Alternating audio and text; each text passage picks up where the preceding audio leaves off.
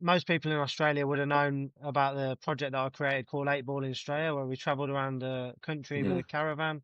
We had a pool table in the back. We coached, I don't know, probably over 1,000 kids, I reckon, over our time going around Australia. I definitely didn't have a rush of blood. I felt like I was perfectly lined up. I felt like I cued it okay.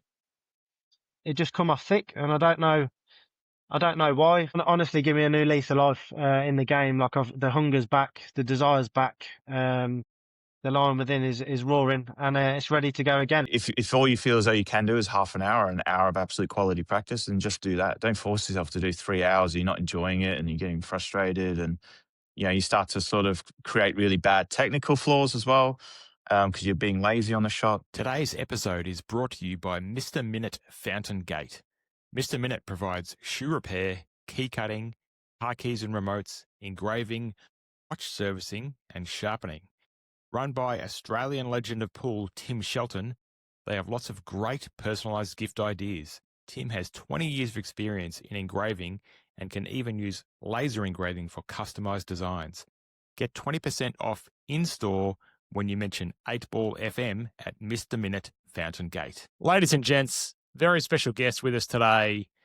Please welcome the runner-up in the Australian Tinkers and player of the carnival at the recent AEBF Nationals, Andrew Barney Boi Barnett. Barney, welcome to the show. Thanks, mate. Thank you very much. Mate, what a tournament you've had.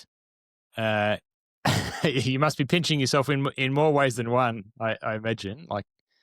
I'm glad we're doing this. I'm glad we're doing this with a few days grace because if we'd have spoke, I mean, everybody knows what it's like to win matches and lose matches, but when you lose one, when it's a classic and you lose it on the hill, and obviously losing it to Rusty as well, who's one of these guys that I've had many battles with over the years, and arguably one of Australia's greatest ever pool players. It was a bitter pill to swallow.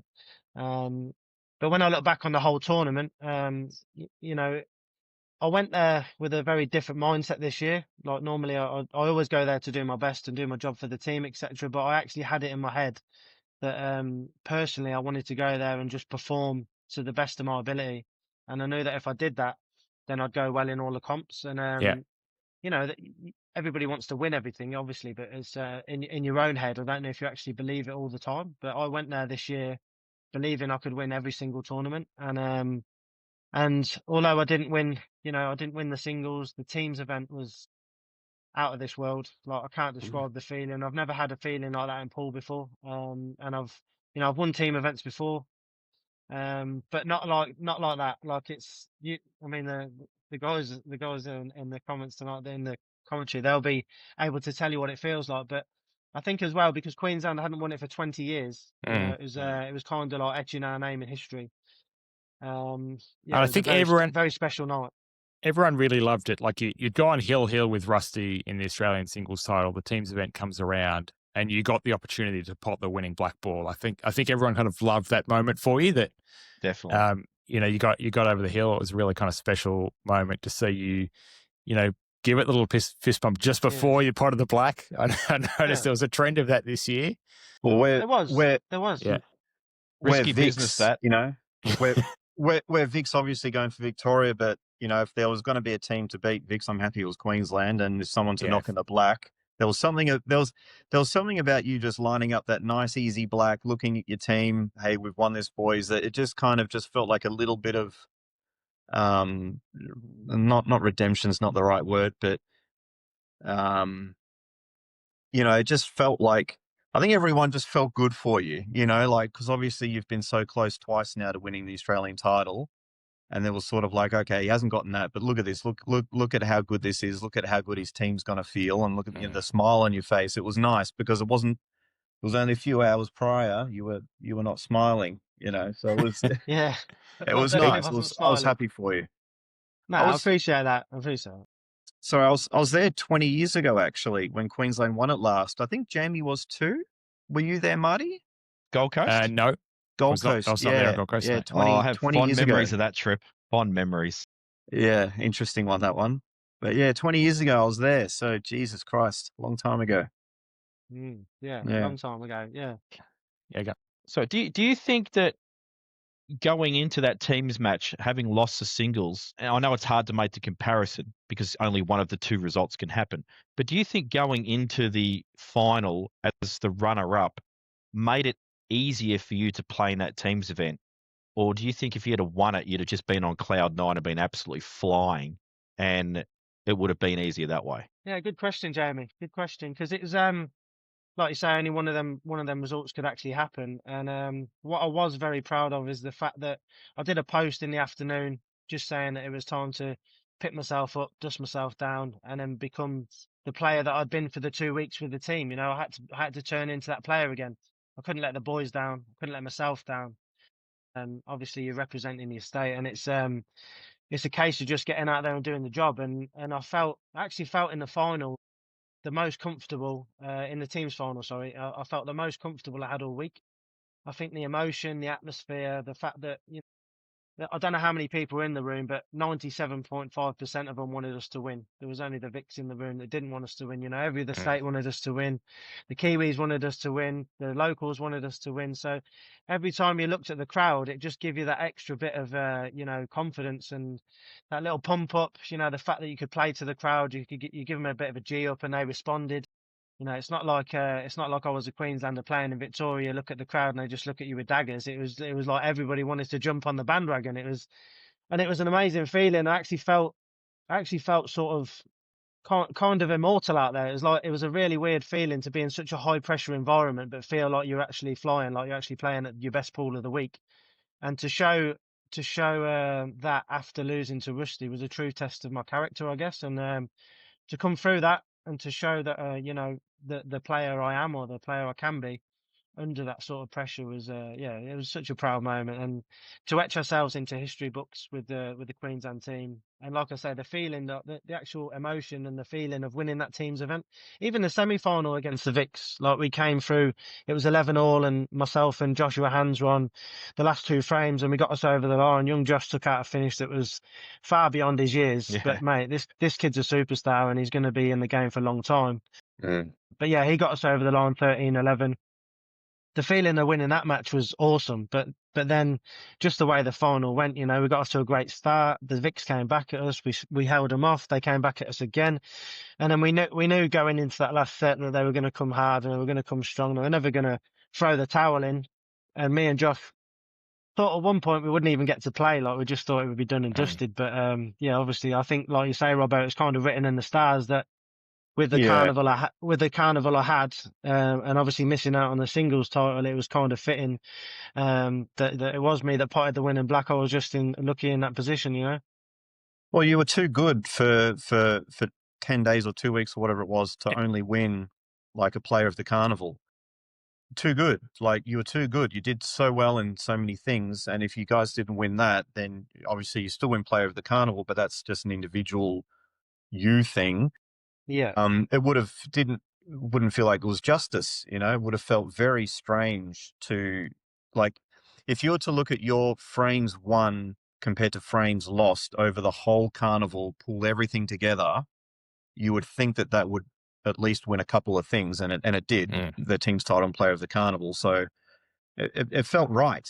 Queensland winning this year and you knocking in the final black, it felt right. It was meant to be. Sense. Yeah. The reason I ask you that question, Barney, is because I've seen multiple people win the Australian title, and not me, of course, but you know, teammates or other players from other states. Then they go out and they play in the final, and they don't win a frame. It's like it's some kind of anticlimax that they can't. That they've just got this big relief they've won this Australian title, and then they walk into a teams final, which they've probably done before. And it's just not as big an occasion, so they can't get themselves up and about for it. It's really strange. I've noticed it a bit, but I think you're a bit of a different animal because you're just ultra consistent. You don't go for crazy stuff. You just play well within your means and just keep everything neat and tidy. And so the reason I asked you is just to get an idea of your mindset, but I don't think it would have made much difference to you, to be honest. I think you would have put the same foot forward had you won it or lost it, to be honest. Yeah, I think it's credit to you. I hope so. I hope so. I mean, you are right. I mean, I think it's there's no secret to the fact that ever since I've come to Australia, people have commented on my game being, slightly different to the rest of the guys in Australia. It's always been a percentage-based pool game that I've always played. I love it, Barney. Something that, yeah, thanks. Something that I've always, I've been very methodical, before the shot clock and the 60 seconds and all that. I'm probably too slow for my own good, too slow to sort of doubt myself, if anything. That's when pockets came along and it was a 30-second shot clock. It actually really helped my own game because it took out that self-doubt. It took out that sort of second guessing myself. And now at the 45 seconds with the extension, you get a bit more time, but also under the pressure of the situation, I guess it's not too much time. But it still gives you a chance to be methodical, still gives you a chance to play the percentages, play the right shot. There's actually one frame, the frame that I lost in the teams final against Chuka, and we had a chat about it afterwards. And he said to me, I loved it because you didn't rate me and you left me a chance. And I said, no, it wasn't. It was nothing like that. I said it was the fact that I didn't want to get sucked into the emotion and the hype of the atmosphere. I didn't want to get suckered into going for a finish that I didn't really think was there or was necessary, and I just wanted to play my game and my percentage pool.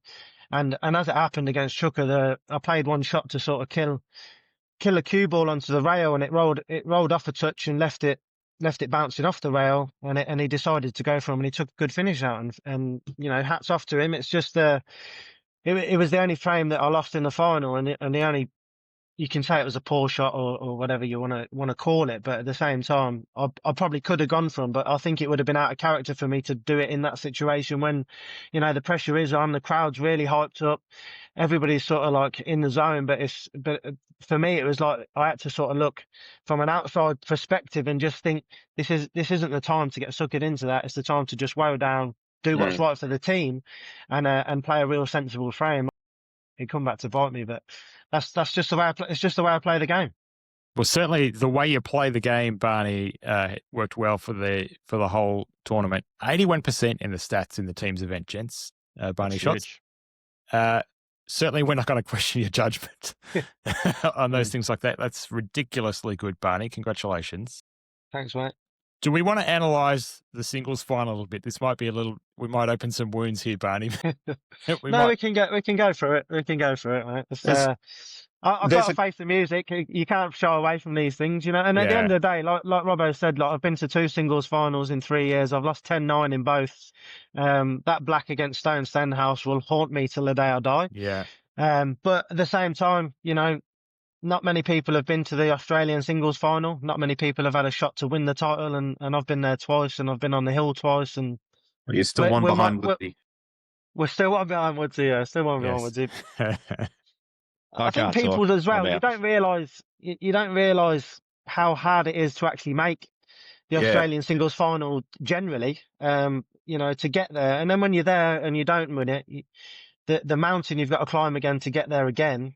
I never knew if I would do that, especially after losing to Stone the way I did. Came back the following year and obviously lost to Ben Foster, who won. I lost to Ben in the semis, and Ben Foster went on to win.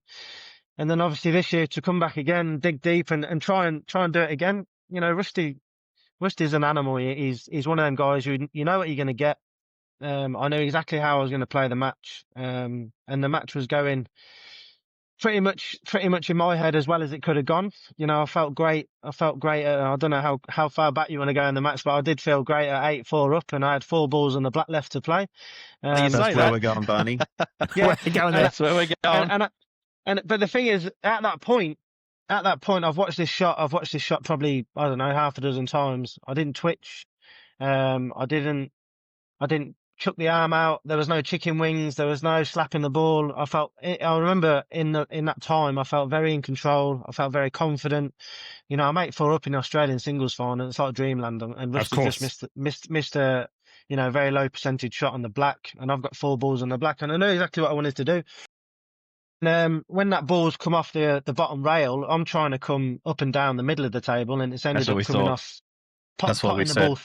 Potting the ball thick, and I don't really know how I potted it that thick. I don't know if it was a bad contact or if I'm clutching at straws here, but yeah, the angle of the cue ball didn't come off in my head the way it was going to come off, and I'm just trying to go up the middle of the table, hit the top cushion, and I know that if I hit the top cushion, I've got a choice of the one down the rail on the left hand side or pop the one in the corner to then drift over to the rail on the right hand side.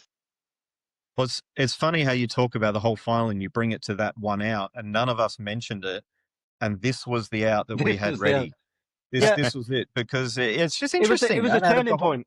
it was because look, if you get this and you go 9-4 up, I haven't thought about the odds of him coming back, but it's just so extremely slim. But 8-5, he's probably 5 to 10 times more likely to come back from 8-5, especially because now you might be a little bit annoyed. But 9-4, it's almost guaranteed to be over, really. Like, Yeah, so this Yeah. is agreed. it.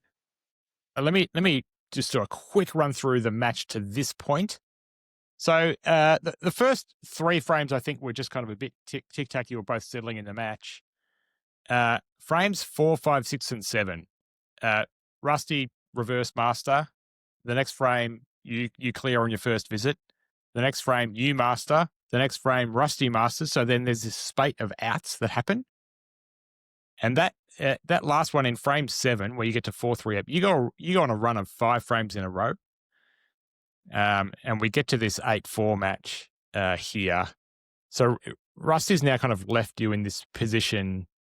He's actually, he tried to take on nearly made a ridiculous out in this frame. Rusty missed a yellow down the rail, and you end up in this kind of position. I might just play from here, and I'll get you to talk us through it. What's going on, Barney, at this point? Yeah, so obviously the ball on the top left pocket is deep in the pocket, so I don't really want to be leaving it. And in my head, I'm just thinking, as long as I get near the blue spot in that area, anywhere in that area, in a dustbin lid, I've got choices. Just give myself choices. And come down to the middle of the table, very happy where I am. And this is probably where I make a poor decision, really, because I want to be confident. I want to punch this ball in. And in hindsight, I probably should have just rolled it in, and I leave myself a better angle on the one at the bottom. But the tables were quite slippery, and if I roll it in and I go too far, I leave myself dead with only the plant to play and maybe a double. So I just wanted to punch it again, give myself options. So once you play this shot, can we pause this here? Yeah. So just to talk about this shot, right? So this is obviously where it begins to go wrong when you cut the ball thick in. Yeah. What's the intentions on this shot? Because we've spoken about this clearance before you've come on, and what you've explained to us, and obviously you'll go through it again, was pretty much exactly how I explained it too. So that shot there, I'm going to assume, like, you've gone to pot it with confidence, but you've probably hit the white a touch low. You've stunned the white rather than punching it into the side rail and getting it to come more to the right. Is that accurate? Yeah, I guess so. I just wanted to cue through the ball and like even in this position here, I've got 2 choices, and I'm feeling like I know exactly what I'm going to do. It's weird as well because I can literally remember exactly how I felt at this point. Like, it's very sort of vivid. And this shot here, right at the start, I'm thinking I'm just going to drag it in. I'm just going to hold it, and I'm just going to drag it in and leave the cue ball sort of in between the 2 reds. But I was a bit sort of caught in 2 minds. Then I'm like, well, the higher percentage shot is just to go to the top rail and hit the top rail, and then as long as I hit the top rail, I give myself a choice of the 2 balls to play, and that was exactly what I wanted to do in my head. And for some reason, I've hit the ball thick, and it ends up going towards the top left corner. So you're trying to come back somewhere near the blue spot again, somewhere near center table. Is that right? Yeah, as long as I go straight up the table, hit the top rail, even if I leave myself on the baulk line, I've still got a shot on the bottom corner, and then the natural angle is to come bottom cushion and in between the black and the red. So I'm quite happy with what I'm doing. And I think Simon Singleton commentated saying it was a bit of a rush of blood, but I definitely didn't have a rush of blood. I felt like I was perfectly lined up. I felt like I cued it okay. It just come off thick, and I don't know why. Maybe I've misaligned it. I definitely didn't snatch it. Yeah, I'll just show for people kind of this ball goes very thick into the pocket here. Yeah. Almost hits the near jaw, right? So. Yeah, I listened to Simon that when I was watching this match and Simon made that comment, I thought, nah, I reckon you were trying to go up and down. You've just caught it super thick. Yeah, and that's exactly what happened. So I'm trying to pot it thin. I wasn't even trying to flick it with side or anything like that. Just playing ball thin and go to the top rail. And like I said, if I come down to the bulk line, I'm happy. If I come down to the blue spot, I'm happy. And I've got such a big area to land in that something's got to go really wrong for me to not be on a ball. And here we are. A question right here: there. how easy is this black in the middle? Very. Yep. Yeah. Okay. Yeah. So this is a good shot. It's a very good shot. That's why I played it, because if I try and play the ball down the rail from where I was a hard shot. Cutting the one in from where I was a hard shot, and I just again tried to back myself for the percentages. Obviously, the ball I've cross doubled, I'm hoping stays over the pocket or goes in, but it's just trickled up the rail. And I fancy, like, I'm sitting in my chair here thinking Rusty's, odds on to pot this, because he's only got to go bottom cushion, side cushion, and it goes in relatively easy. But he actually makes a bit of a dog's dinner with this, and he's very unlucky not to go in off in the top left-hand corner. Unlucky not to go in off. I like that. Well, yeah, we thought this was a pretty good result. Like, I'm sitting in that chair right behind this cue ball thinking, just keep going, just keep rolling, just keep rolling. It's just not, brilliant. And it just sat there. And at this point now, a couple of people asked me, like, why didn't you play the red on the outside and cut it in and go around the table? But if this ball stays straight and goes in, I'm perfect on the one in the middle. If this ball stays straight and stays over the pocket, then I've snookered him on the black. But yeah, it rolls out. Not to mention, from where you're cueing the ball, that outside red is not easy. Not easy, no, not easy. And you probably end up with a similar shot anyway. If you play the outside ball and pot it, you're going to be up near the top of the table. And it's just double kissed and popped out. Yeah, and again, I couldn't play it super hard because I wanted to hide the cue ball behind the red if I did miss. And from here, the tables turn and my break dries up. He gets some nice run out. He never of all the players in the room, it's just he's not going to roll over and die. He's just going to keep going and keep going, and that's just what Rusty does. I mean, we can say what we want about him, all aboard the showboat and all that, but he never gives up.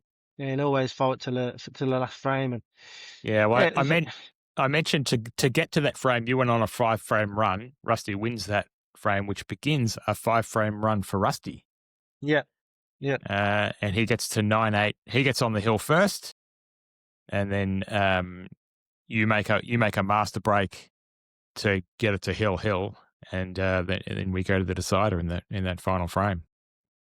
I think to win 5 frames in any match, you need the run of the balls, you need things to go your way. I think to go 8-4 up, so 7-4 master broke, and I'd actually first time in the match took my break cue out and broke from the front, hit the front ball. I was so happy to see that. I was just clapping at that. I was so over the moon when I saw you hit the front ball.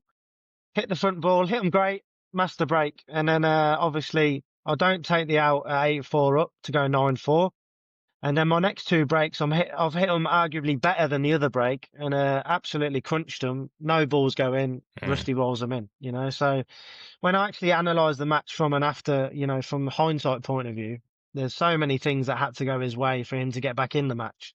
Obviously he had to knock the balls in as well, but there's so many things, and it just wasn't my day. Just wasn't my day. I want to draw your attention to something.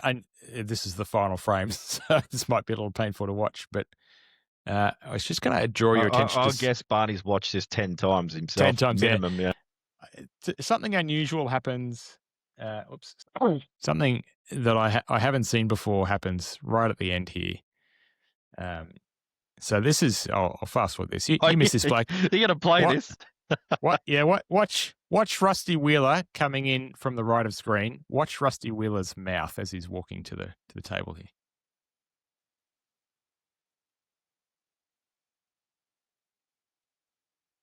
Just having a little snack. Yeah. Still chewing. I'm fascinated that Hill in the Australian singles final, Rusty's decided this is the moment to have something to eat. Priorities. Pots his last red, and as he comes around, still chewing, lining up the black to win the title. chewing on, I think it's a musk stick or something.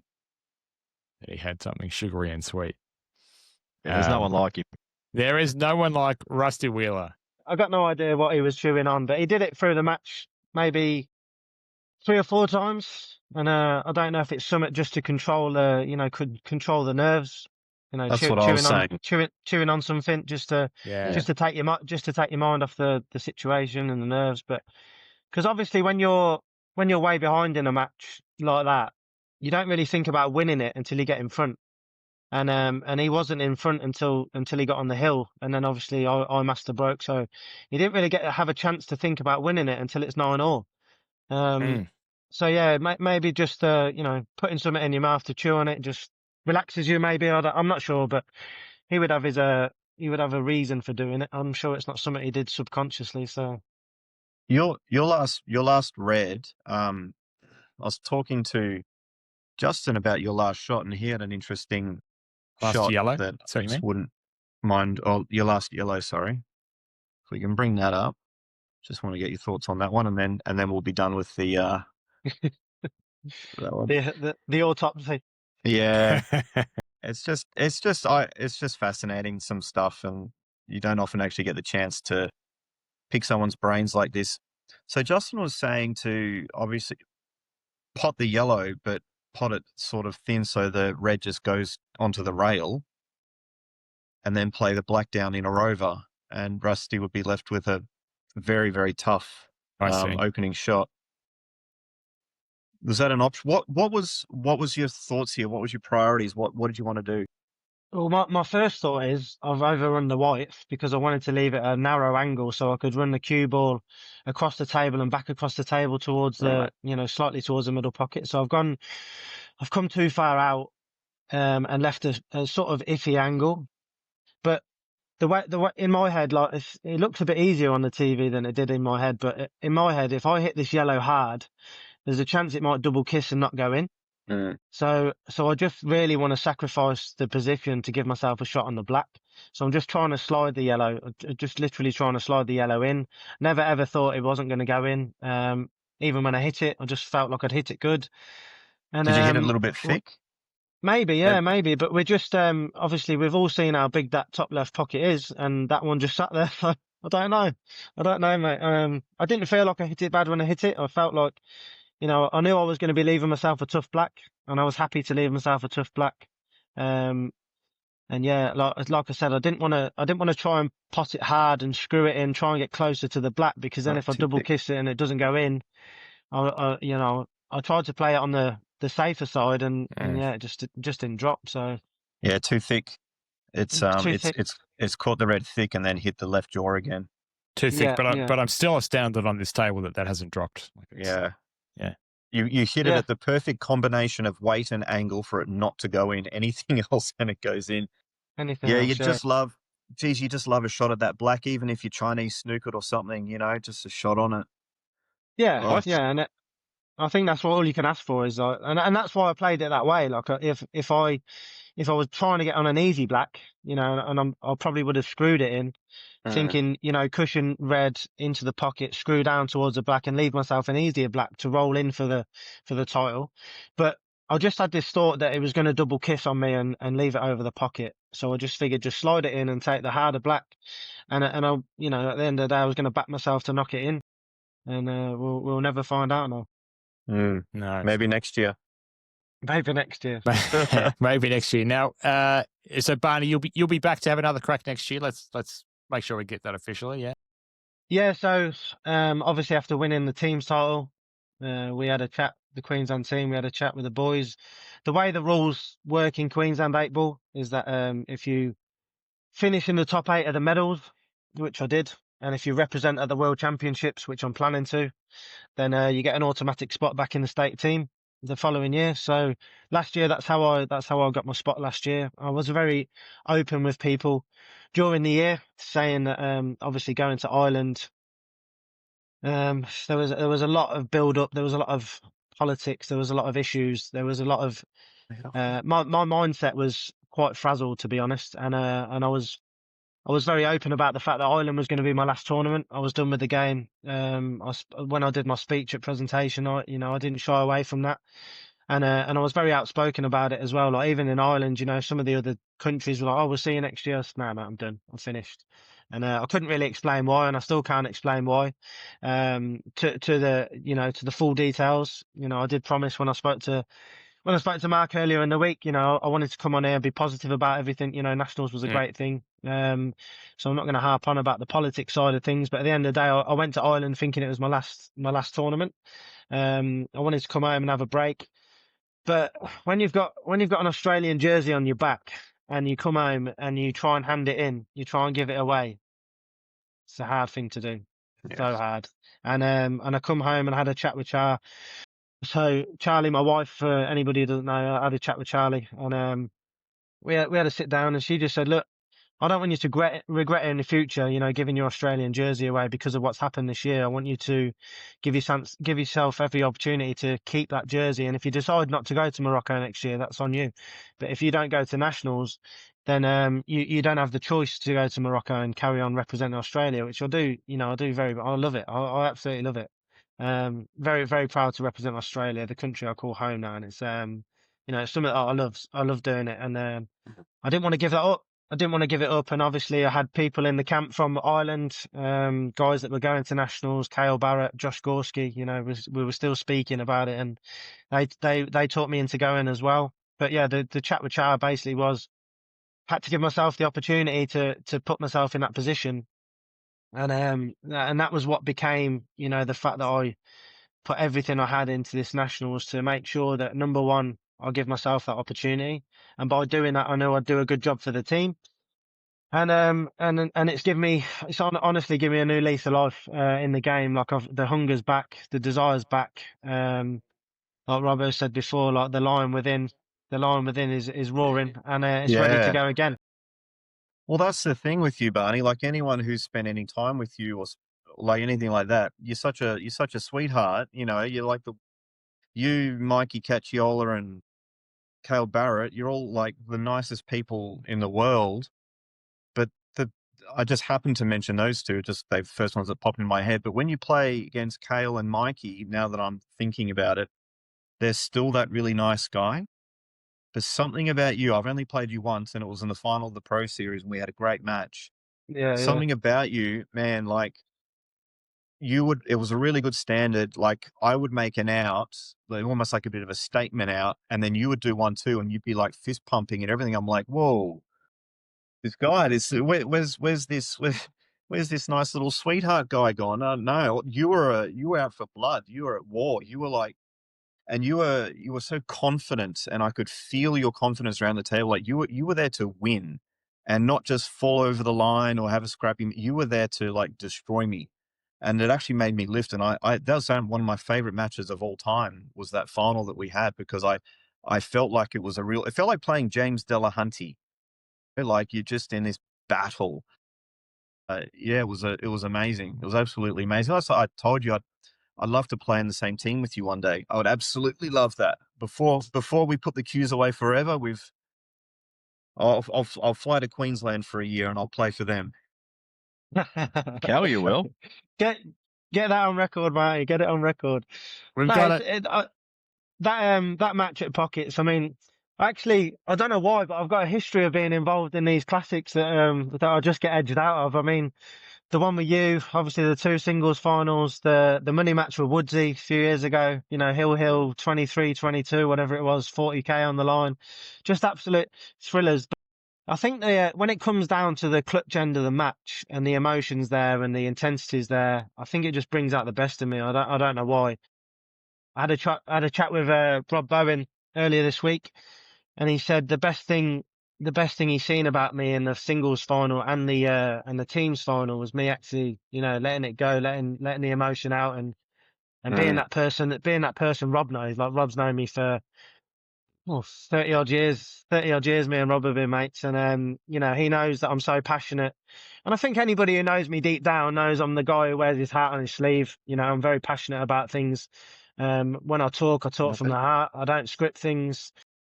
I did have had a few bullet points when I got on stage the other night, but everything really, really flows from the moment, really. Team talks, captains talks, whatever it may be.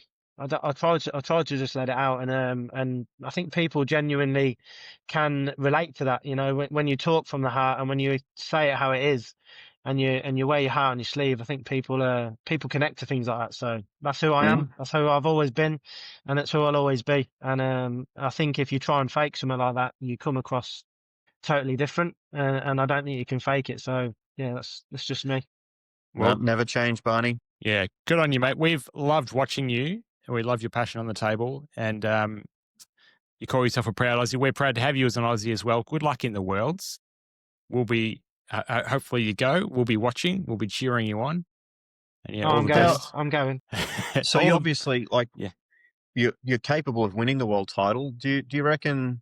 I'm just thinking off the fly here. Is there a part of your game that you feel like needs to improve to give you an extra chance, or I think you're a complete player. But I'm just curious what you think about your game.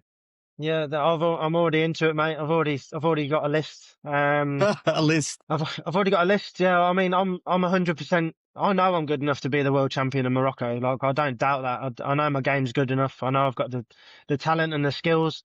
What I do lack, and I'm not ashamed to say it, what I do lack is self-confidence. And people might be surprised by that because of what I've achieved in the game. But if I had the self-confidence of even somebody in Queensland who I rate as a pool player, but his self-confidence is through the roof, is a lad called Jamie White. Jamie White played on the Pro Series. If I had his self-confidence, mate, I'd be very hard to beat. I'm already hard to beat, but at the same time, I think that level of self-confidence with my game and my all-rounded percentage style. But yeah, that's what I'm going to work on between now and Morocco. I've got things in the pipeline to speak to different people, and I'm not afraid to ask for help. I'm not afraid to, link up with people and try and improve my own mindset, my own self-confidence, my own self-esteem. Just little things like, when you're in the zone, when you're playing well, you don't second guess yourself. You know exactly exactly what you're doing. You know exactly what it is you want to do. You know exactly how to execute, and the game just flows. It just seems very, very manageable. But then there's other times when you're on the queue, and maybe it's just me, maybe it's every player, but there's this self-doubt that creeps in, which affects me, and it affects all players to a point. But I just have it in abundance sometimes, and it can be my biggest downfall. So, and I'm not afraid to say that. I'm not ashamed of it. It's just something that I need to work on. It's just for my own. And that's in life in general as well. It's just something I've never really been a super confident person. I've never really had huge self-esteem.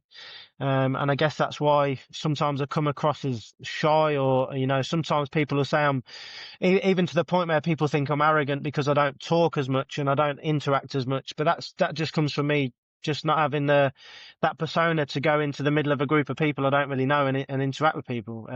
That's just a personality thing. People think the same way of me, Barney, but for very different reasons. I found it interesting, Barney, how you said, I ask you what you can work on. So I put you in the same basket as like a Justin Sage, like a very complete player. And you're like, I've got a list of things I want to work on, starting with my self-confidence, and I've already got a plan for it and everything like that. And you're world elite level, someone who can win the world title. You can be a world champion. And it's interesting, I get students over, I do 8-ball coaching, and half of them think that the game's great. They just want to learn a little bit of this or that. And I'm like, I'm going to like clip that little segment of you talking about how there's a list of things to work on, and just have that ready to play on my phone for the next student that comes over and thinks their potting and their white ball's already 9 out of 10. There's so much to learn, so much to work on. I think if you're ever in a position where you think you're the complete player, you can only go backwards. That's the only way to go. If you think you've already got it, you can be the greatest you can ever be, but you can only go backwards, and that's not where I want to be. Like I still think I've got things to give the game. I've got the ability to offer the teams, like the Australian team, the Queensland team. I've still got it in my locker to be a great player for the teams and for myself. And while I've still got that, I'm going to continue to work on myself, because then I can improve and I can go forward. And I think, like I said, if you think you've got it all, you can only go backwards, and that's not great for any team. So what I was saying is, like, self-confidence wise, I'm a very self-confident person. Whereas, you said you're not that sort of guy that walk in the middle of a crowd and introduce yourself. Well, I am exactly that person. I'm happy I'm off the cuff with a lot of things and very straight to the point. But the part you said about your self-confidence on the table, I can relate to probably more than anyone in this chat, because that is something that is probably my biggest weakness. I have days where I just feel like I'm using someone else's arm to cue the ball. Just feel terrible. And then other moments, if I can free my mind, I feel like, like I can't miss. So I 100% know where you're coming from there. Oh, we've all been there, mate. We've all been there. Like, it's just and that was, so my mindset going into this nationals was to play the same level, or to try and achieve a great base level for the whole 2 weeks. And I knew that I could go up from that level, but as long as I played that great base level, I think McCartney calls it his B game, right? So if you can play a great B game for the whole tournament, but then raise your level when needed, like at the clutch moments, in the big shots, etc., etc. But if you've got a great base level, then you're going to shoot good stats. If you play percentages the whole tournament, and you play the highest percentage shot you can play every time you go to the table, then your percentage has to speak for itself. It's not rocket science at the end of the day. Like, if you go for low percentage outs, you're going to get some of them. You're going to make the highlight reel. You're going to be, YouTube famous for 5 minutes, but you're not going to shoot 80%. Although saying that, Temujin shot 80%, and that kid plays some highlight reel shots. So he's special. He's special, mate. He's a special talent. But that's the thing, like, people need to understand, because they see guys like Tem play and Ben Noonan, Della, Rusty, these guys. They got to understand that they are, there's maybe 5 of them a generation. You've either got that or you don't. You can't learn that. You can't be taught that. It's a part of you. All 4 people here, we're all conservative people, like at least on the pool table. We're all actually, we vary a little bit in skill and branch off here and there, but I think the 4 of us like the conservative approach. We like the percentage approach, and we understand that.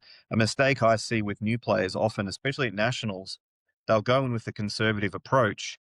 They'll play a shot where 80% of the time they'll win the frame, but the other guy knocks in a miraculous triple, and then they lose. And you see it in their mind. It's like you see them think, well, that's it. I'm not playing safe ever again. I'm just going for it. If all these other people play stupid and get away with it, I'm going to do the same thing.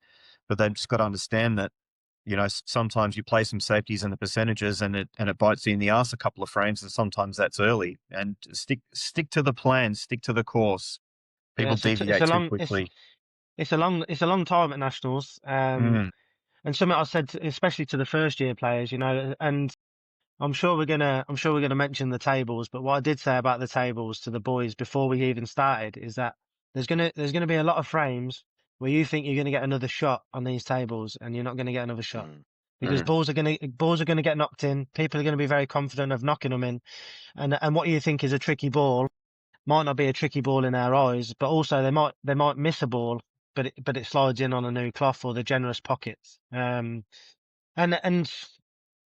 that happens all week long. But like you say, Robbo, like, you can either take that on the chin, dust yourself off, go again, back yourself to play the percentages again, and know that if you play the right shot 10 times, you're going to win 8 frames. The 2 frames, you just got to cop it. It's going to happen. And I think the boys actually took it on board, and everybody dealt with it really well. But I think that's why as well, when you look at the stats overall, there was a lot of stats where you think, in other years the stats were a lot higher. But I think because people were just sitting there copying it left, right, and centre, it was hard for them to do that and then come back and win their frames. Whereas somebody like myself and somebody like Temujin has, abundance of talent and self-belief, and will just keep playing pool all day the same way, day in, day out. And people are frightened of him because of the way he plays pool. So he'll win a lot of frames because of that. And a lot of players who get, they get frames taken off them, or they get frames against them that they feel hard done by, they leave it as it's hard for them to shake that off, and then they end up losing another frame and another frame because they're still Yeah. thinking about the frame 3 frames before. Yeah. It's a long 2 weeks, and the Kiwis found out it's a brutal schedule. The intensity's there every day, and you go to bed. Excuse me, you go to bed at night time wrecked, and that's just from the day's play. And you go to bed and you wake up the next morning, you're like, got to do it all again. Got to go Yeah. again, boys. It's just Yeah. it's relentless. You guys know, you've been there, seen it, done it. It's brutal, but we love it. Like, we love it. Every time I don't go, I get like, I'm annoyed. Like, I'm like, oh, I should have been there. But then probably about half the time recently I've gone, I've really missed the family, and work's been all over the place. And I personally really struggle to be away from the family. That's something that really, really gets me. But every time I don't go, I'm like, oh God, I really should have gone. Like, there's just, you're watching it almost, I'd almost be better off not watching it, like, and just pretending it doesn't exist. Cause I'm watching it. I'm like, oh God, the Vicks might lose by a frame. I'm like, could have made the difference. Like, it's tough, can be frustrating sometimes, but yeah, can't go to all of them. No, But then and that's it as well. at the same time, Barney, like, how old are you? Probably about the same age as me, maybe. I'm 42. 45 I am. 45, so similar. Yeah. We can't do it forever. Like, we can maybe play at a high standard for maybe another 10 years or something, and then wanting to win an Australian title or something like that, you'll kind of have the decision removed from you by nature. You'll just get to a point where you just can't. It doesn't matter how much you want it. You just can't. So whatever goals, you have now, you got to get them, Yeah, I think No as well unfinished that business. statement there is so true, because I said in one of the speeches on presentation night, like, I told the story of when I came back from Ireland, and I'd had the chat with my wife and my daughter's only 13 years old, right? And she said to me, Dad, you shouldn't be giving up pool because of other people. You should give up pool when you're ready to give up pool. And for my 13-year-old daughter to say that to me, it just, like, affirmed what I should be doing. And while I'm still competitive, while I'm useful for the team, not just on the table but off the table as well. Like, I think I bring a certain component to a team where, we had a Queensland team with Dane Beaton as captain. Dane Beaton was an awesome captain. He did everything right for the team. He set the team up to win. He didn't really care about how people were whinging or moaning. He just did his job for the team to win. And then I went in as vice captain, and I rallied the troops. I got around the boys, I give them a little G up. I give them a pep talk, picked them up when they were down, put my arm around them when needed, give them a slap on the ass, whatever it was, just keep the troops fully motivated and on track for the end goal. And the end goal was for us to win the national title. So Dane set up the team. He put the people in the right positions. He sent the troops out to do that. And then I just kept the morale up, and it worked great. And while I can offer that to a team, as well as being able to put frames on the board, I want to keep going as far as I possibly can, really. Yeah. Do you sense that there's a potential little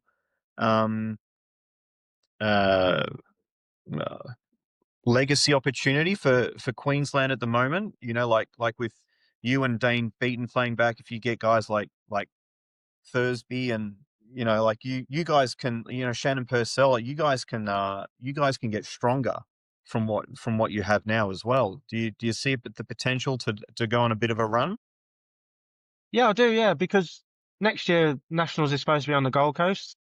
It's penciled in on the Gold Coast. The date's already set. Obviously, when any time the Nationals are on the Gold Coast, it's already an attractive venture, right? So obviously, being in Queensland, representing Queensland, is an attractive venture. The fact that we just won the national title and we're going to be defending champions, then all of a sudden the players that weren't involved in that, they're going to want a piece of the pie. Yeah. The way the rules are set up, the way the Queensland team is set up, myself and Craig Stevens, if we both attend the World Championships in Morocco, we take 2 spots of the team straight away. then the Queensland singles winner will get a spot. So then it only leaves maybe 5 or 6 spots in the team for people to trial. So it could be the most competitive Queensland trials there's ever been for the least amount of spots. And then all of a sudden that competition for places produces a team that maybe 3 or 4 years ago we could have only dreamt about.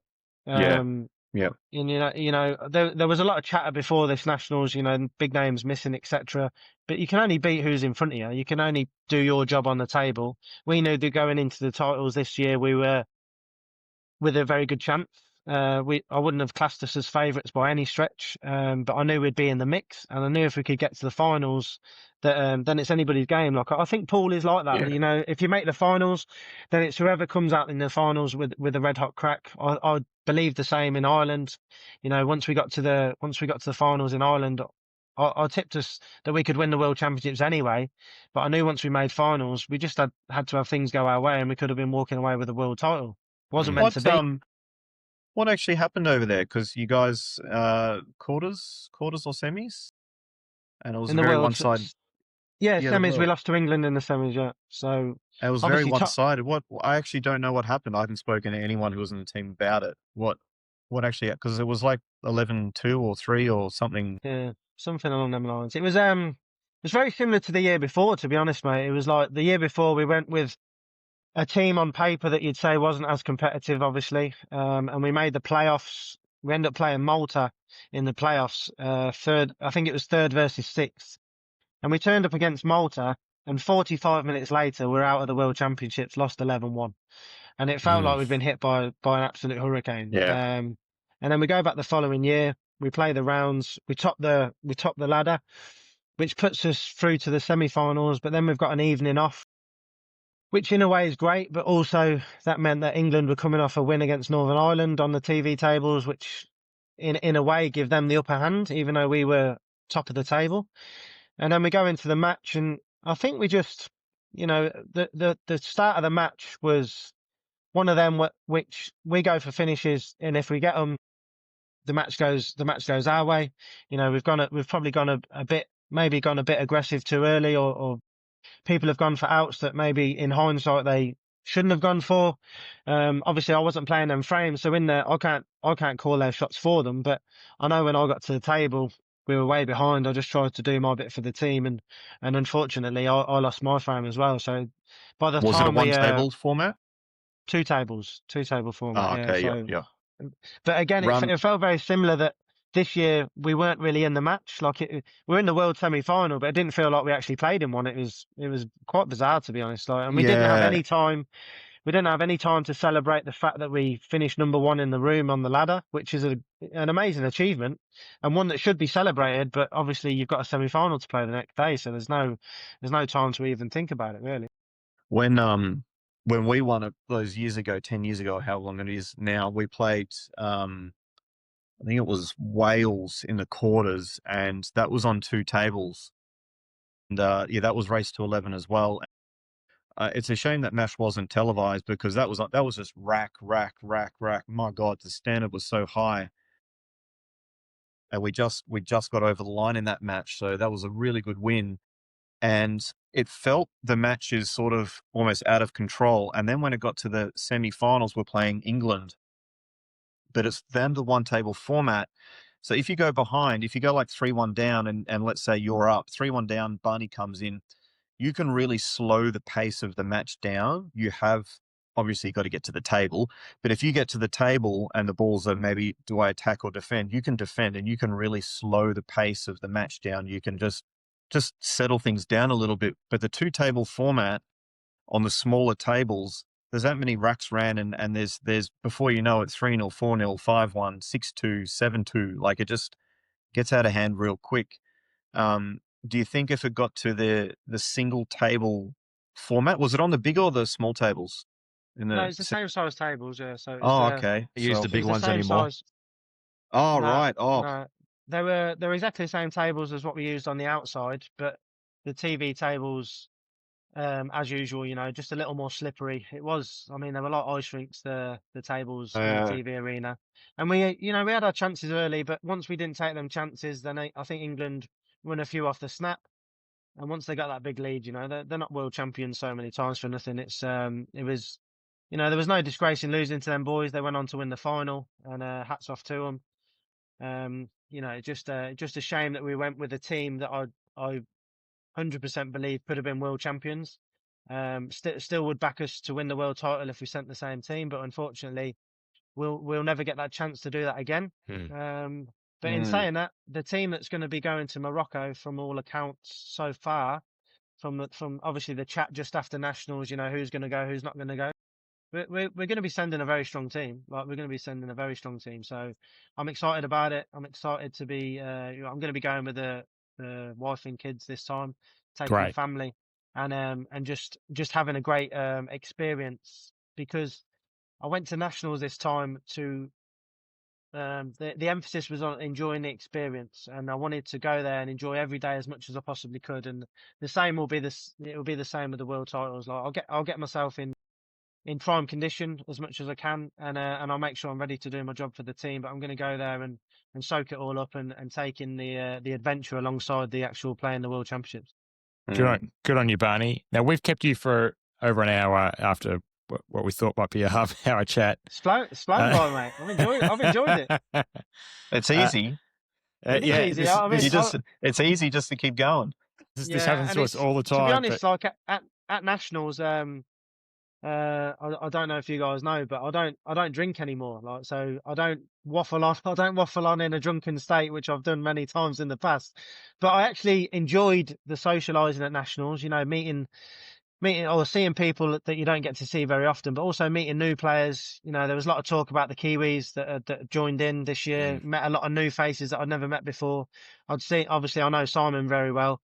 I knew Ryan King from Pockets, and one of the other young fellas, two of the young fellas that were at the world titles in Ireland. But other than that, there was a lot of new faces, and a lot of new faces in the state teams as well. So, to stay behind, support other players, matches, have chats with people. Anybody that knows me knows I love a chat, and if somebody comes up to me to ask questions, I'll give them the time of day, and I'll have a yarn with them. It used to be a beer and a yarn, but nowadays it's a zero and a quick chat. But yeah, I love it. I love interacting with the other players and the other people, and at the end of the day, we know just because we're at the top of the game doesn't make us any more special than the other people. So yeah, I'm happy to give my time to the other people. Good on you, speaking Barney. about people are at the bottom of the game. SA, I don't think they're taking the wooden spoon very well. So it might be their first ever. I reckon they've created a chat group with all your Mikeys and Jadens and Alex and Stacey's and all them, and they're like, nah, that's it. Okay, let's go. We're going back. Get back out there, boys. Anymore. Hey, get back out there. One. It'd be interesting to see though if they do bounce back. If they do take it as a dent to the SA pride. I know that Mikey. I think they will. Mikey and Alec are obviously invested in the Hayball. We haven't seen Della for many years now. Jados, for some reason, has took a step back from the game for a little bit. Stacey's decided, enough's enough for now. But yeah, I mean, them seeing that ladder, they would have been seething, and obviously they wear that red shirt with a lot of pride. So it wouldn't surprise me if they come back next year with a full fire in the belly. And I'm sure there'll be a lot of players. Like I said, the Gold Coast is a very attractive venture. The plans for the 8-ball extravaganza, they're calling it. Nobody really knows what it's going to entail. Like I got told whilst I was in Ireland that they're talking about doing this event over a 2-week period. I think it's going to entail. Don't quote me on this because obviously this came from Melly at the time. That was they're basically going to have the nationals. They're going to have Hayball event. They're going to have a black ball event. They're going to have an Ultimate Pool USA event. It's all going to be at the same venue. I don't know how that's going to work with scheduling because we're all actually exhausted from nationals. So, and obviously playing different disciplines with different cues at the same time. I really don't know how it's going to work out. But yeah, it's an exciting prospect. But even just the nationals on the Gold Coast is exciting enough for me. I can't wait. And yeah, like you said before, I've had a chat with the Queensland boys. I've pledged my allegiance for next year. It's the first time I've ever left nationals actually and said I'm dead set going to play next year. Usually I'll go home and I'll be like, I'll have a think about it, see what's going on, blah, blah, blah. Yeah, it's definitely reinvigorated my appetite for the game. and I can't wait to sort of make some plans for 2026. I'm going to play in a few interstate events, which I didn't do this year. Obviously, living where I live in WA, it's harder to do. But I really want to set a plan to go to some events that I've not been to before. Had a few in mind. Maybe the Slate Pro event. Slate Pro events definitely on the list. So yeah, I did have a plan sort of written down. I think the Gippy Cup Pro is an exciting event. Is exciting, enticing, but I think it's going to clash with the world titles in Morocco, which is unfortunate. Damn, so you're not going to be there. I'm not going to be at the Gippy Cup Pro, mate. Unfortunately. Take Rusty with you, bloody hell. I'm trying to get him to go, mate. I'll be trying to pull his arm, but I should imagine if there's a 35k the winner tournament in Australia, it's going to be very hard to lure him over to Morocco. But yeah, I'm trying. I'd be very surprised if you got Rusty to go. I think that the guys who won it in the team when we won it, it's I'd be surprised if any of them went back. Actually, I just that was that one where it was like we give it one final crack because we'd all been a bunch of times before and we'd done it. I reckon that was like. Because you almost feel like if you go back and lose, you're not on that high anymore. If we never go back, you stay on that high. Yeah, you end your international career as a world champion. You do, you do, and they can't take it away. I think I might make a few phone calls to some Victorians I know about next year's nationals and see if we can knock you Queenslanders off. I reckon. Well, we're at the top for now, but you never know, mate. You never know. Well, now you got a target on your back now. You're a target. Yeah. Well, when I last went to Gold Coast for the Nationals, it was probably my favourite Nationals for every reason, and I'd actually like to take the family up there. So that'd be me. Like, yeah, you. I think there'll be players in every state in the country trying out for their state teams next year because the Gold Coast sounds very enticing as a destination for the Nationals, doesn't it? If it works, obviously I've got to make the team, but if it works well for my family, and we agree that it'd be a good trip up there, that would be the thing that makes me go most of all, more than anything. So, and I know a few of the other guys are in the same position as well. So we'll see what happens. It could be an interesting one. Yeah, I think it will be because you've got obviously different factors involved. Like obviously I'd be going, same as you, I'd be going, taking the missus and kids, enjoying the surroundings of the Gold Coast outside of the tournament. But then you've also got the younger generation who are going to be, flying on the Gold Coast thinking it's the best place on earth. Outside of the pool tournament. So yeah, it's just an attractive place to be. Obviously I think it ticks all the boxes. It's a world-class venue for the tournament, and to have everybody there. Arguably could be one of the strongest nationals ever. You just don't know when the sides are assembled who's going to be in them. Yeah, we should have a side bet or a side tournament. Call it 40s versus 20s. I reckon we'll kick their ass. You heard it here first, 20-year-olds. Absolutely, they've got no chance. All you 20-something-year-olds out there, you pick 8 of yous, and I'll pick 8 guys in their 40s, and let's get at it. Yeah, that was one of the conversations I had actually after the final, because obviously I'm not sure how old Rusty is. Obviously I'm 45. Rusty would be similar age to me, maybe a touch older.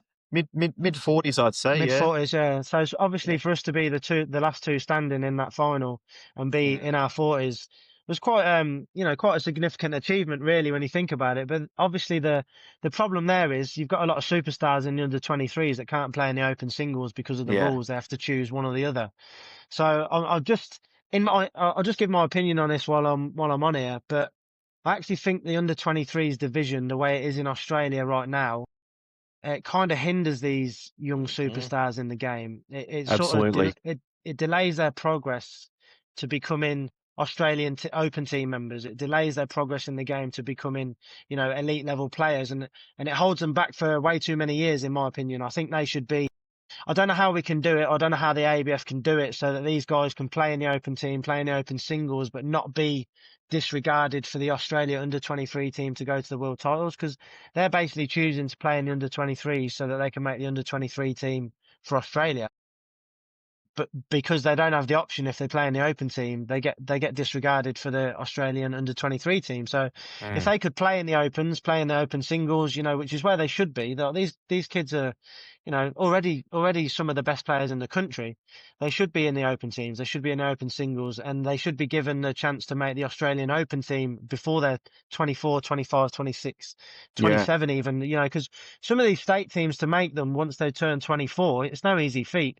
And, obviously, trying to make your state team at 24 and then you don't make it because you're a rookie, etc. You come into the first one at 26 and you're still treated like a novice in the game. And it's, these kids I think they're just held back a little bit too long, like the way the current system is. Well, correct me if I'm wrong. I think before the under-23s even came along, is the way they selected the under-21s. I think it was back then. They didn't have an under-21 title. They just grabbed they went off the Open percentages and said, right, you guys finished the highest of the under-21, so you're in the Australian team.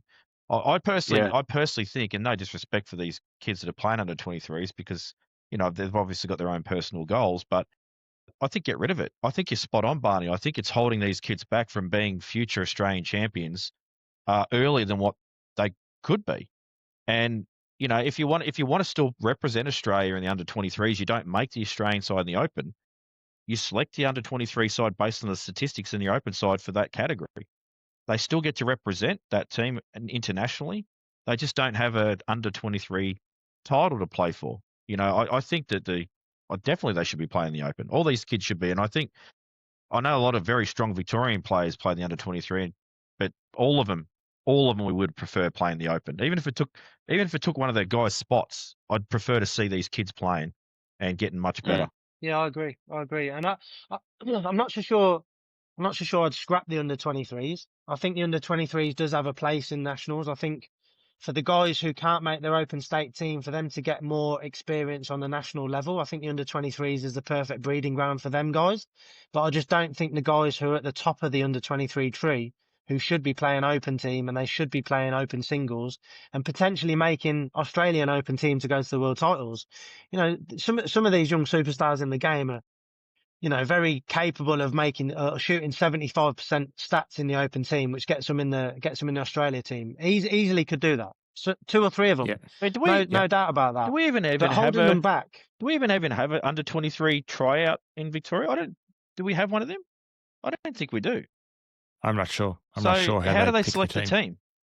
This is what I mean. I don't get it. And maybe if they all play in the Open and some of them don't make it, then they can go and represent under 23 instead. I don't know, but then you come back to this whole period of, he's going to play under 23s. I'd beat that guy. I should play in that, because I want to win this and I want to win that. So it's a tricky spot. I agree with you. But there never used to be an under 23. It used to be under 21, and they've upped the age for, I don't know what the reason is. Maybe it's the gap between under 18 to 21 was too small, and so they've raised the bar a little bit. I'm not really sure to get more involvement. I think it's just to collaborate with the world body. And basically, there's an under 23s at the world titles, so obviously it's under 23s now for us as well. Yeah, but I mean, what made them bring it in? It wasn't too. I don't know, mate. I mean, it wasn't that long ago where we didn't have an under 23, so it's only a new thing. But yeah, I just think from looking from the outside in, and obviously looking from from an experienced older head kind of view, I just think it's holding these young superstars back a little bit too long.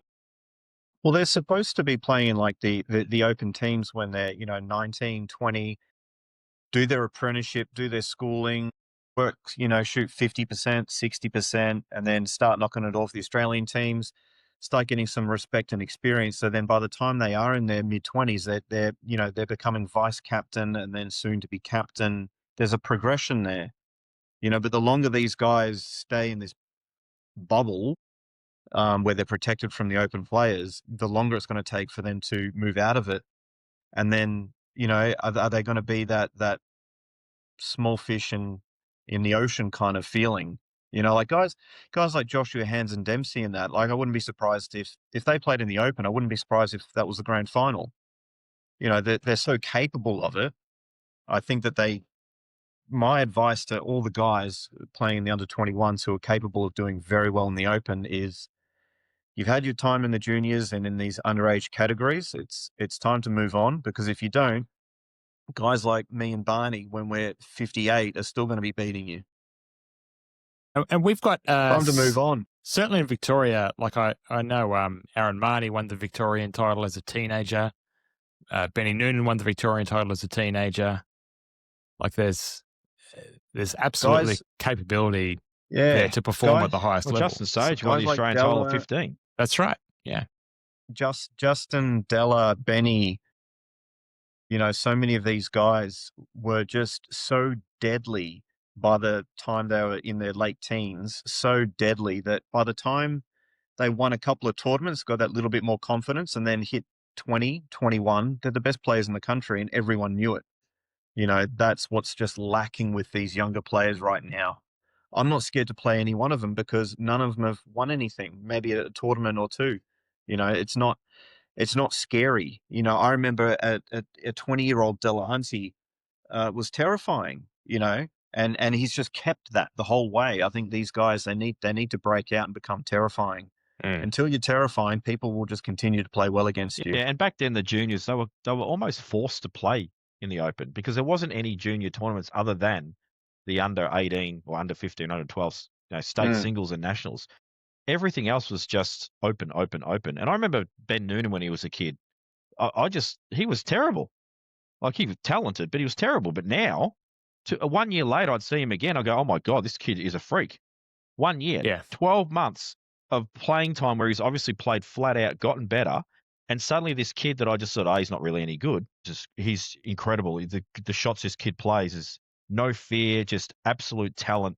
Look like a completely different person. And look what he's done in the game. Maybe if he'd have gone down the under 23 track, he wouldn't have achieved half of that. You don't know. Yeah, it's great. a weird one. But one thing I will say though, the under 23 team that's going to go to Morocco, if all four of them go, Oh, yeah. absolutely superb chance of becoming world champions. Good I mean, team. four kids in that team: Sean Dempsey, Jack Green, Josh Hand, Xavier Dorr. I mean, talent in abundance. Very good, nice kids as well. Nice kids. Not too much ego there yet. And hopefully they keep it that way. Hopefully, it can happen though. You know, like it can happen, and you know, success can easily go to your head. But these guys seem to be very level-headed.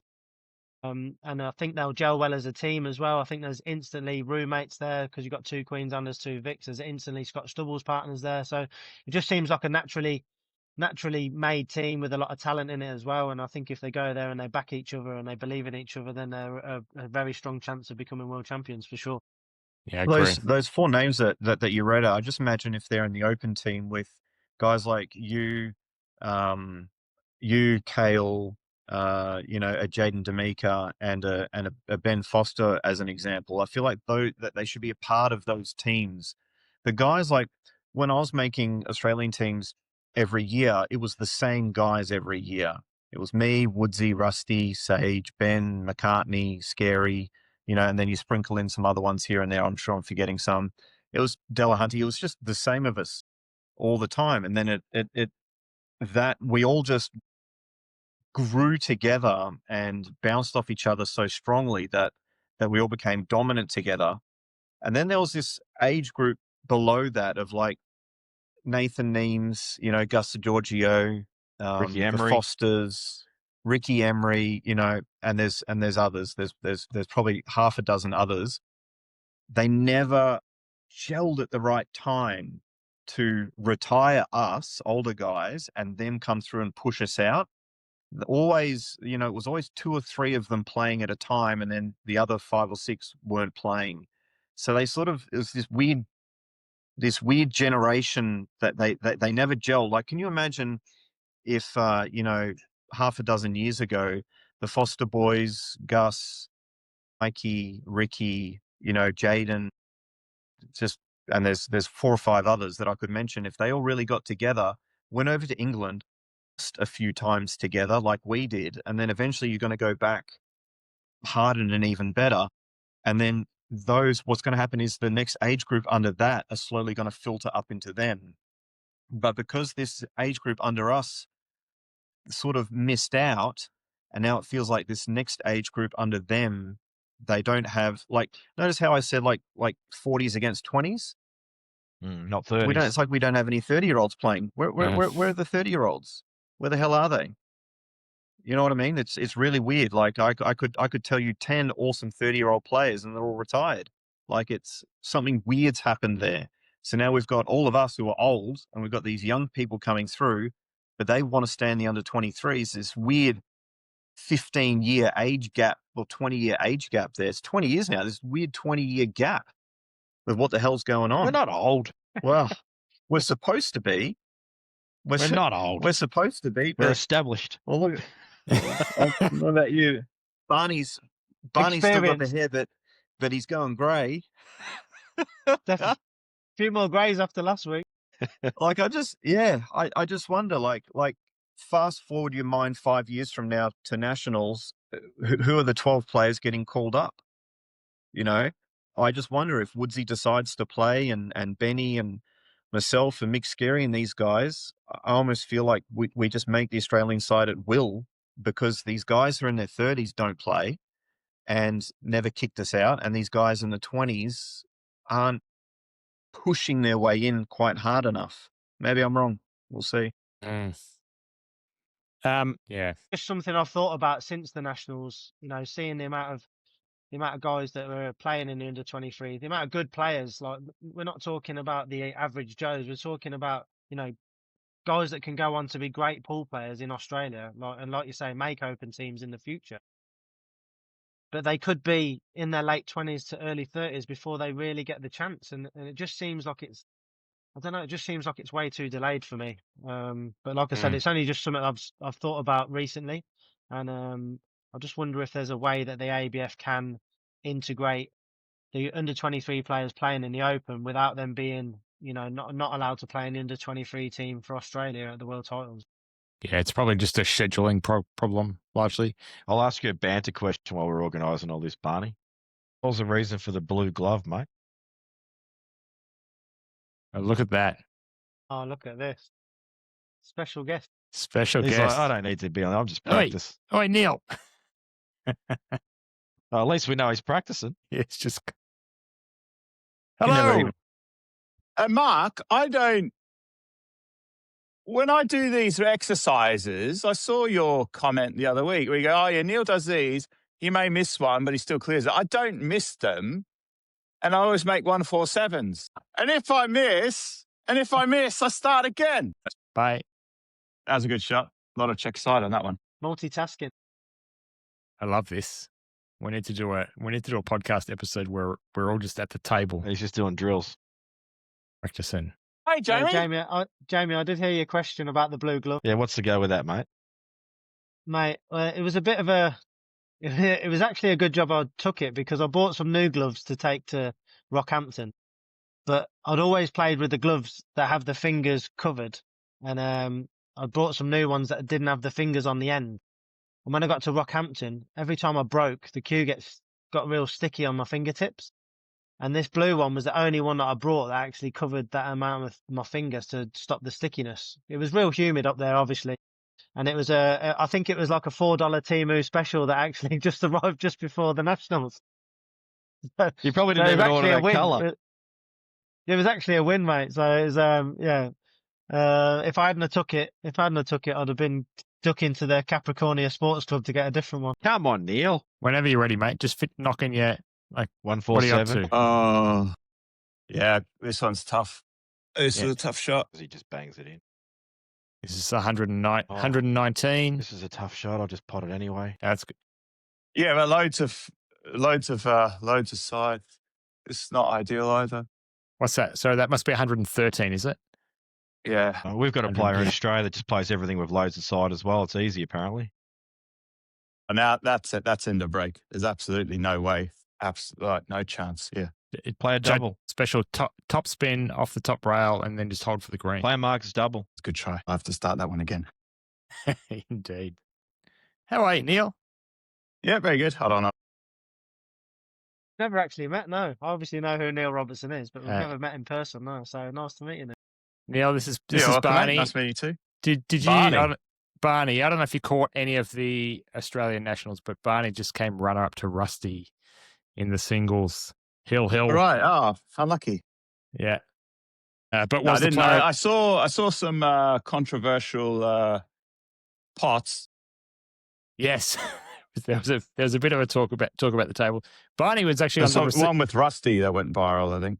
Yeah, Yeah, Barney I was sat right behind that pocket. Oh, right. Okay. Barney was on the receiving end of that shot. That ball actually, the ball actually hit the jaw and then hit the other jaw and then sucked the life out of me as it went down.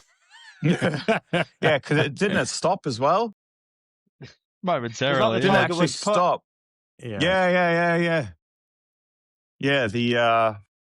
Yeah, hundreds of millions of dollars for Nike free advertising that. Yeah, That was that's the right. one. Now, let me ask a question on Barney's behalf, because he told us before he's a bit nervous in meeting new people and he's sitting here quietly. We were talking a bit about self-confidence, Neil. So give us a pro tip from the top level when you're trying to work on your self-confidence. Like what's the steps that you take to try and improve that in your... Well, I mean, ever since I started working with a sports psychologist last year, I've learned an awful lot about that. And a lot of it comes to like your daily structure and your planning around your practice and things like that. And going into tournaments, knowing that you've done everything you can to sort of prepare yourself. So a lot of it comes from preparation, really. You know, sort of being nervous and anxious in matches is because of the uncertainty. But if you put in all the practice and, you know, with however many hours you're given to be able to practice, obviously I can practice as much as I want, but you know, if you work and all that sort of stuff, obviously that's a bit more restricted. But if you go into, you know, say the Australian Nationals or something, you know, say if you only have maybe an hour and a half or 2 hours maximum to practice, like after work or whatever in the evenings, if you have done that going into it, then you're going to feel an awful lot better about it than someone who hasn't been and think, oh, geez, you know, I wish I'd practiced a little bit more. You know, I wish I would have been a bit sharper. You know, just little things like that. But confidence is something that sort of comes and goes. I think confidence and self-belief are two different things. Like confidence is like, yeah, I'm very confident with long balls. You know, I could miss a few and all of a sudden I'm not quite as confident maybe as what I was 3 shots ago. And then all of a sudden I could crack one in and then I'm really confident again. That confidence comes and goes in matches and a shot can change that. But self-belief is something that, you know, you need to ingrain in yourself and be positive about. You know, if you're a really negative sort of person and don't think too much of yourself, then you're always going to struggle in that area. Barney, anything you want? You got Neil here on the channel. Barney, anything specific you want to ask fire something about at him, mate. Fire something at him. No. So that was actually very helpful because I actually went to the Nationals very prepared this time. Between the World Championships and the Nationals, it was more a case for me working on myself off the table rather than on the table. Like I know that I can play the game and I know I can play the game to a high level. I wasn't really too concerned about my game on the table, but I knew if I could get myself right off the table, good mindset, good headspace, etc., and then turn up to the Nationals with the, like you say, the hours on the table weren't really a necessity for me. It was just a case of practicing when I wanted to practice, when I was enjoying the practice. You know, if I went in the shed to hit balls and it was 20 minutes or half an hour, as long as it was 20 minutes or half an hour enjoyable practice instead of 2 to 3 hours of, you know, a grind or a slog, that was more beneficial for me. So I did a lot of work off the table to get myself into a good headspace, good mindset, and something that I'll continue to work on for the future as well. I think that's, for me, it's paramount really to be in a good headspace. Really is key for me. Yeah, and that's a great point because, you know, I would sometimes come into the club, I'd practice for maybe an hour, but it would be 100% quality. You know, Joe Perry would do 3.5, 4 hours by himself, but he would be getting frustrated because he's missing, he's not playing particularly great. So therefore, that time's wasted. You know, you're better off, you know, I'd be better off doing an hour and then going to the gym or something like that, or, you know, doing something productive away from the table rather than sort of bashing your head against the wall.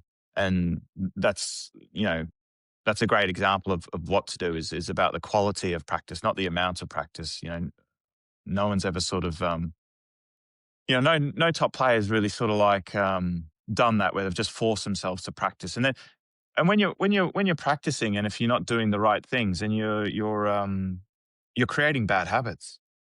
You know, so you shouldn't be practicing if you're not enjoying it. You know, if all you feel as though you can do is half an hour of absolute quality practice, then just do that. Don't force yourself to do 3 hours. You're not enjoying it and you're getting frustrated. And you start to sort of create really bad technical flaws as well because you're being lazy on the shot. So, yeah, 100%. Yeah, I think as well, as kids, we've always, we've done hours and hours and hours. We've kind of served an apprenticeship at the game. So we know that the hours are in the bank. It's just a case of fine tuning nowadays, I believe. Yeah, exactly. Yeah, like what I'm doing with these lineups and that. I'm not doing them because it's going to severely help my cue ball control. Like I know how to do all that sort of stuff with the amount of practice I've done. I'm just like fine tuning, keeping everything in good nick. And if there's an area of my game where I think it needs to improve, then I'll put time into that. But I don't need to, I don't need to clear the lineup 6, 7 times in a row to like improve and get better at anything. It's all about fine tuning. It's different if you're a kid and you're learning a sport, then you really do need to put in the hours. I've done that apprenticeship when I was, what was it, pot black it was, but it's potters now. Sometimes I'd be in there for like 12 hours practicing. I could never do that now. There's no way. It would actually be a waste of time. Yeah, Barney, I feel like we better let you go because you're fading into the dark there. The floodlights haven't kicked in yet, mate.